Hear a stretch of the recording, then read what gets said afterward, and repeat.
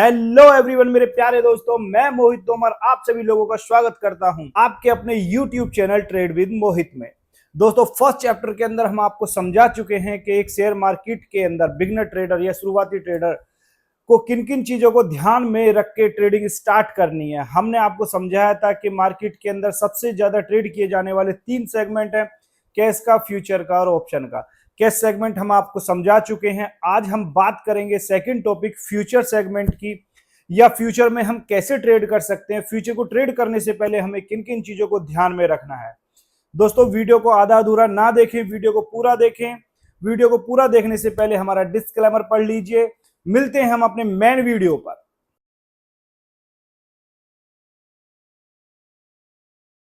तो क्या आपको भी पता है कि हम कम पूंजी से भी पैसा कमा सकते हैं शेयर मार्केट के अंदर? वो कैसे? लेवरेज लेकर। दोस्तों, फ्यूचर ट्रेडिंग एक ऐसा ही सेगमेंट है यहाँ पर लेवरेज प्रोवाइड कराया जाता है। वो leverage 3x 2x 5x 6x 10x तक भी हो सकता है। दोस्तों, इस प्रकार की ट्रेडिंग को ही हम फ्यूचर ट्रेडिंग कहते हैं। फ्यूचर ट्रेडिंग में दोस्तों कॉन्ट्रैक्ट साइन करे जाते हैं मंथ की एक्सपायरी के लिए। तो फ्यूचर एक ऐसा कॉन्ट्रैक्ट होता है जहां पर एक बायर और एक सेलर मिलकर एक कॉन्ट्रैक्ट साइन करते हैं फिक्स प्राइस और फिक्स डेट के लिए। क्योंकि फ्यूचर का जो कॉन्ट्रैक्ट होता है उसकी मंथली एक्सपायरी होती है, या सेम करंट मंथ की एक्सपायरी होती है, या सेकंड मंथ की या फार मंथ की एक्सपायरी हम बोल सकते हैं। जो सेकंड मंथ की एक्सपायरी है हम उसे मिड मंथ की एक्सपायरी भी बोलते हैं, और जो तीसरे मंथ की एक्सपायरी होती है उसे हम फार मंथ की एक्सपायरी बोलते हैं। दोस्तों, यहाँ पर जो कॉन्ट्रैक्ट साइन हुआ है बायर और सेलर के बीच में, वो एक निश्चित समय के लिए होता है, निश्चित प्राइस पर होता है।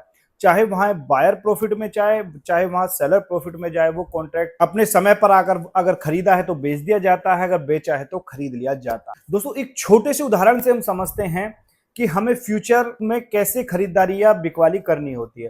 दोस्तों, मान लेती हैं कि गोल्ड का प्राइस अगले मंथ बढ़ने वाला है। अब बढ़ने वाला है वो हमें कैसे पता चल रहा है? कि शायद मार्केट में कोई न्यूज चल रही हो या कोई वॉर चल रही हो, जहां से हमें ये पता चले कि ऐसे एसेट जिनको हम फिक्स रखते हैं, सेफ रख सकते हैं अपने पास में, उनका प्राइस बढ़ने वाला है। तो हम क्या करेंगे? गोल्ड के फ्यूचर को खरीद के रख लेंगे। अगर गोल्ड का फ्यूचर हमारे अकॉर्डिंग जो हमने सोचा है कि उसका प्राइस बढ़ेगा, अगर वो 1 मंथ के अंदर बढ़ जाता है तो दोस्तों वहां पर हमें प्रॉफिट होता है। अगर वो हमारे प्राइस पर से ऊपर नहीं जाता है, हमारे प्राइस से नीचे जाता है, तो दोस्तों हमें वहां पर लॉस होता है। हमें ये कॉन्ट्रैक्ट अपने 1 मंथ की एक्सपायरी के लिए ही मिलता है, जो हमें महीने के लास्ट में अगर हमने खरीदा है तो बेचना पड़ेगा, अगर बेचा है तो खरीदना पड़ेगा। तो एक और जरूरी बात बता दूं कि फ्यूचर कॉन्ट्रैक्ट के अंदर जो लॉट साइज होते हैं वो फिक्स होते हैं। जैसे हमारा बैंक निफ्टी का निफ्टी के लॉट साइज फिक्स होते हैं, ऐसे ही फ्यूचर जो हम वहां पर खरीदेंगे बेचेंगे उनके भी लॉट साइज हमें फिक्स मिलेंगे। और फ्यूचर के अंदर हमें मार्जिन मनी, जितनी हमारी मार्जिन मनी होती है उसका हमें 10 से 20% ही इन्वेस्ट करना पड़ता है। क्योंकि फ्यूचर कॉन्ट्रैक्ट के अंदर हमें लेवरेज दिए जाते हैं, जिनका हम फायदा उठाकर अपने पोर्टफोलियो को अच्छा ग्रीन बना सकते हैं, अच्छा प्रॉफिट जनरेट कर सकते हैं। तो बात करते हैं जो फ्यूचर में हमें लेवरेज मिलता है, क्या वो ज्यादा रिस्की होता है? दोस्तों, बिल्कुल रिस्की होता है। जब हम अपनी मनी का 10 से 20% पे कर रहे हैं मार्केट को, और वहां पर हम बहुत बड़े लॉट साइज उठा रहे हैं, तो ज्यादा भी रिस्क होगा। अगर हमारे फेवर में ट्रेड चल जाती है वहाँ पे हमें अच्छा प्रॉफिट भी होगा। अगर हमारे फेवर में ट्रेड नहीं जाती है, जितना कैपिटल हमने लगाया है हम उस कैपिटल को अपने को जीरो कर सकते हैं। हमें अगर अपने कैपिटल को बचा के रखना है तो वहां पर हमें रिस्क एंड रिवॉर्ड के साथ में काम करना होगा। हमें अपना छोटा स्टॉप लॉस फाइंड करके अपनी ट्रेड बनानी होगी, अपने टारगेट को भी फिक्स रखना होगा। दोस्तों, फ्यूचर ट्रेडिंग के अंदर दोस्तों अगर हमने किसी भी कंपनी के फ्यूचर को बाय या सेल किया है और हमें पर डे वहां पर कोई प्रॉफिट या लॉस हो रहा है, वो हमारा सेम डे एडजस्ट होता चलता है। दोस्तों, फ्यूचर ट्रेडिंग बहुत रिस्की होता है। यहाँ पे बहुत रिस्क होता है। उसके रिस्क होने का एक रीजन होता है क्योंकि यहाँ पर लेवरेज मनी दी जाती है, जिसका ट्रेडर सही यूज नहीं कर पाता है और वो बहुत अधिक क्वांटिटी मार्केट में उतार लेता है। दोस्तों, अगर हमें फ्यूचर ट्रेडिंग करनी है तो हमें बैक टेस्ट करना होगा, हमें मार्केट को समझना होगा, या हम जिस भी कंपनी के फ्यूचर को ट्रेड करना चाहते हैं हमें उस कंपनी का पूरा डाटा समझना होगा, उसके फंडामेंटल समझने होंगे, हमें उससे टेक्निकल एनालिसिस करना होगा, तब हम जाके उस कंपनी के फ्यूचर को ट्रेड कर सकते हैं। आपको किसी कंपनी के फ्यूचर को ट्रेड करना है तो आपको कंपनी के फंडामेंटल और टेक्निकल सब समझने होंगे, जाकर आप कंपनी फ्यूचर को ट्रेड कर सकते हो। दोस्तों जैसा कि मैंने आपको बताया कि फ्यूचर बड़ा रिस्की होता है, और अब उस रिस्क को हमें मिनिमाइज कैसे करके चलना होगा। दोस्तों फ्यूचर को हमें ऑप्शन के साथ में हेज करके चलना होगा। अब ये सारी की सारी प्रक्रिया हम अपने व्हाइट बोर्ड पर आप लोगों को समझाएंगे कि फ्यूचर को हेज कैसे करना है और कैसे अपने रिस्क को मिनिमाइज करना है। चलो मिलते हैं हम अपने व्हाइट बोर्ड पर। दोस्तों बात करते हैं कि हम फ्यूचर का जो रिस्क होता है उसको मिनिमाइज कैसे कर सकते हैं फ्यूचर को हेज करके। फ्यूचर को हेज किसके द्वारा करा जाएगा? ऑप्शन के द्वारा करा जाएगा। अगर हम किसी भी कंपनी के फ्यूचर को बाय करते हैं और वो हमारी अपोजिट डायरेक्शन में जाता है, तो वहां पे हमें उसी कंपनी के ऑप्शन चेन से पुट का डाटा या कॉल का डाटा उठाकर वहां पर हमें हेज करना होगा। वो हेज करना कैसे होगा, बात करते हैं उसकी। दोस्तों मान लेते हैं कि एचडीएफसी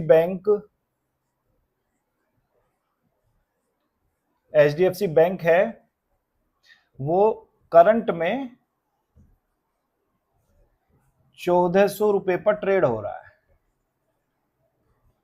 अब हम यहां फ्यूचर की बात कर रहे हैं तो हम इसका फ्यूचर सोचेंगे। हमने सोचा कि अगर ये करंट में 1400 है तो ये 1400 से या तो 1450 या 1500 तक जा सकता है। अब हमें फ्यूचर में बाय करना है। अगर हम कैश में बाय करेंगे तो हमें कितने के पड़ेंगे? हम मान लेते हैं, हमने माना कि हम यहाँ पे 200 शेयर खरीद रहे हैं, तो 200 इंटू 1400, 14 दूनी 28, 2,80,000 रुपए के हमको ये 200 शेयर पड़ेंगे बाय किया कैश मार्केट में। लेकिन फ्यूचर में हमें क्या मिलता है? फ्यूचर में मिलता है हमें लेवरेज। लेवरेज कितना हो सकता है? वो 4x भी हो सकता है, 5x भी हो सकता है, 2x भी हो सकता है, 3x भी हो सकता है। यहां पर हम मान के चलेंगे हमें 5x लेवरेज मिल रहा है। अगर हम फ्यूचर में बाय कर रहे हैं एचडीएफसी बैंक के शेयर को, तो 200 इंटू 5x का लेवरेज लगा लेंगे। कितना प्राइस पे बाय कर रहा है? 1400 पे। तो अप्रोक्सीमेट ये 56,000 के आसपास में हमें मिल जाएगा। अगर मार्केट हमारे फेवर में जाती है, हमने माना कि मार्केट कहां 1400 से कितना गई? 1450 गई, तो यहां पे हमें पर शेयर कितने का प्रॉफिट आया? 1400 माइनस 1450, तो पर शेयर आया हमें 50 रुपए का प्रॉफिट।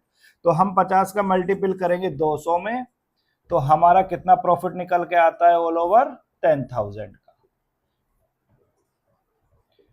अब यहीं पे सोचना है, अगर मार्केट हमारे फेवर में नहीं जाती है और फेवर में ना जाके मार्केट अपने अपोजिट डायरेक्शन में चलने लगती है, मान लिया कि वो 1400 से ऊपर को ना जाके वो 1350 चली गई, तो यहां पे हमें पर शेयर कितने का लॉस आया? वो लॉस आया हमें 10,000 रुपए का। ये प्रॉफिट है और ये लॉस है। दोस्तों ये जो लॉस है, अब ये जो रिस्क है हमारा, इसको हमें मिनिमाइज करना है। अब मिनिमाइज कैसे करेंगे? हमें यहीं पर एचडीएफसी बैंक का क्या खोलना है? Option chain. और यहां पे हमें पुट का इन द मनी या एट द मनी का कोई भी ऑप्शन बाय कर लेना है पुट का। हमने माना कि ये पुट का जो ऑप्शन हमने बाय किया है ये 20 रुपए में था, 20 रुपए में। अब हम ये भी जानते हैं कि फ्यूचर और ऑप्शन में हमें लॉट साइज बाय करने पड़ते हैं, ना कि हम शेयर बाय करते हैं। कैश में हम शेयर बाय कर सकते हैं, लेकिन अगर फ्यूचर या ऑप्शन हमें ट्रेड करना है तो वहां पे हमें लॉट साइज बाय करना होता है, और हर एक कंपनी का अपना लॉट साइज होता है। हमने माना कि यहाँ पे एचडीएफसी कंपनी के लॉट साइज में 400 शेयर है, तो हमें ये कितने के पड़े? 8,000 रुपए के। 8,000 रुपए के पड़े। अब हमें इसे हेज करना है। अगर ये हमारी अपोजिट डायरेक्शन में जा रहा है तो इसे हमें हेज करना है। हेज करने में हमारी कितनी रकम लगी? 8,000। 8,000 लगी। यहां पे हमने कितना माना कि मार्केट कितने गई? 50 रुपए टूटी या 50 पॉइंट टूटी। अगर ये 50 पॉइंट टूटती है तो पुट का प्रीमियम क्या करेगा? बढ़ेगा। तो हम मान लेते हैं अगर ये 50 रुपए टूट रही है और टाइम डिके भी हमारा लगता है, तो हमें यहाँ पे 40 रुपए पुट पे कमाने को मिल रहे हैं। तो ऑल ओवर कितने का प्रीमियम हो गया हमारा? 60 रुपए का हो गया। 60 रुपए में हमने कितने खरीदे? 400 शेयर, और ये हो गए हमारे 6 चौक 24,000 रुपए के। अब दोस्तों हमने अगर इसे हेज करा है तो हमें लॉस कितने का आ रहा है? 10,000 रुपए का। हेज करने के बाद में हमारा यहाँ प्रॉफिट कितना है? 24,000 माइनस 10,000, हमारे पास में कितना आया? 14,000 रुपए का प्रॉफिट आ गया। प्रॉफिट आ गया। दोस्तों अगर हम फ्यूचर को हैज करके चलेंगे तो हमारा रिस्क बहुत कम हो जाता है, प्रॉफिट के चांस बहुत अधिक होते हैं। क्योंकि दोस्तों फ्यूचर जो बाय किए जाते हैं वो मंथ की एक्सपायरी के लिए बाय किए जाते हैं, ना कि वीकली या डे की एक्सपायरी के लिए बाय किए जाते हैं। फ्यूचर की एक्सपायरी 1 मंथ की भी होती है, 2 मंथ की भी होती है और 3 मंथ की भी होती है। दोस्तों अब हमने आपको समझाया है कि हम फ्यूचर को हेज करके कैसे चल सकते हैं और अपने रिस्क को मिनिमाइज कैसे करके चल सकते हैं। दोस्तों अगर यह वीडियो आपको थोड़ा भी नॉलेजेबल लगा हो तो ज्यादा से ज्यादा लोगों में शेयर करें और हमारे YouTube चैनल ट्रेड विद मोहित को सब्सक्राइब करना बिल्कुल नहीं भूलें।